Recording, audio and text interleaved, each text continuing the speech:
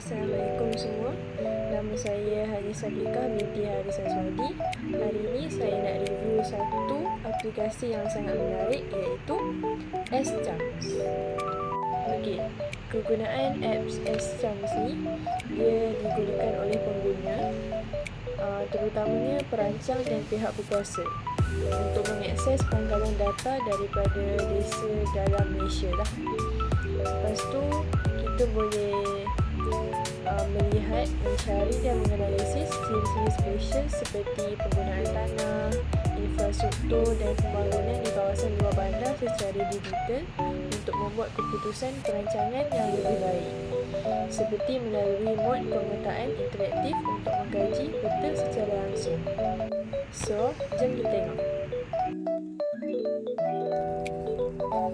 Okay, first korang download dulu apps ni dekat dalam Google Store. Korang type S-Charms and then korang download.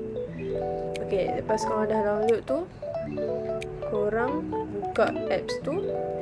Korang kena ada terdapat 4 benda dalam ni. First, pemetaan interaktif, agihan sumber, kemampanan desa dan sumber awam. So kita nak ambil pemetaan interaktif. Lepas tu korang tunggu sekejap, and then dia akan keluar peta seluruh dunia. So dekat bawah tu, bawah peta tu ada dia tulis carian. Korang tekan carian tu, and then dia akan keluar 3 benda: sempadan pentadbiran, sempadan parlimen dengan sempadan PBT. Okay, so bawah ni dia suruh listkan apa semua, negeri, daerah, apa semua. So kita letak lah. Okay, first saya nak letak negeri Kedah sebab saya duduk sini. So saya letak negeri Kedah, and then bawah ni saya duduk daerah. Kita kena letak daerah kita. So saya letak daerah Kuarter Star lah. Okay, so yang ni saya nak ambil Bandar Lostar. Okay, yang ni saya nak ambil, contohnya saya nak ambil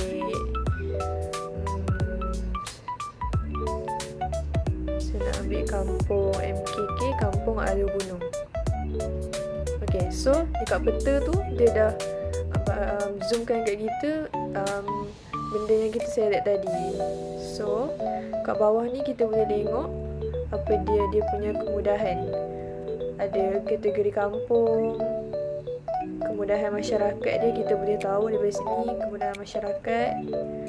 Lepas tu kemudahan infrastruktur dan utility ada tak dekat kampung tu, dan kemudahan-kemudahan lain. Okay, so jelaslah apps ni sangatlah berguna untuk pihak berkuasa, untuk supaya diorang boleh melihat, mencari dan menganalisis ciri-ciri spesial seperti penggunaan tanah, infrastruktur dan pembangunan di kawasan luar bandar, terutamanya di kawasan kampung-kampung di seluruh negeri dalam Malaysia ni.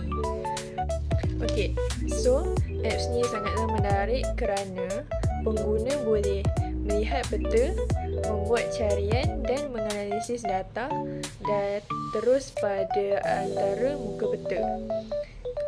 So untuk sokongan perancangan, kita juga dapat membantu dalam pelan pembangunan. As kita sebagai student architecture, sangatlah membantu untuk kita mendapatkan pelan pembangunan dengan mudah.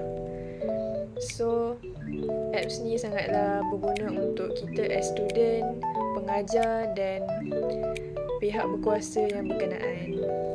Okey, ya, itu sahaja daripada saya, Haji Safiqah binti Haris Azwadi. Jangan lupa like, komen, share dan subscribe. Okey, bye-bye.